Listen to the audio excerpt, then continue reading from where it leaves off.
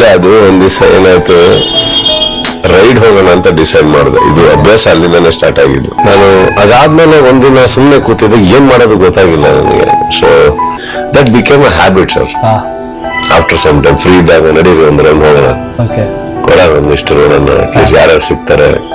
Just probably ಏನಾಗುತ್ತೆ, ಒಂದು ಸುಮ್ಮನೆ ಕುತ್ಕೊಂಡು ಒಂದು ಆಯುಷ ಆರಾಮ ಅನುಭವಿಸೋದ್ ಬದಲು ಒಂಚೂರು ಹಿಂಗ್ ಪ್ರಪಂಚ ಕಾಲಿಟ್ರೆ ತುಂಬಾ ಚೆನ್ನಾಗಿದೆ ಜನ ಹೊರಗಡೆ.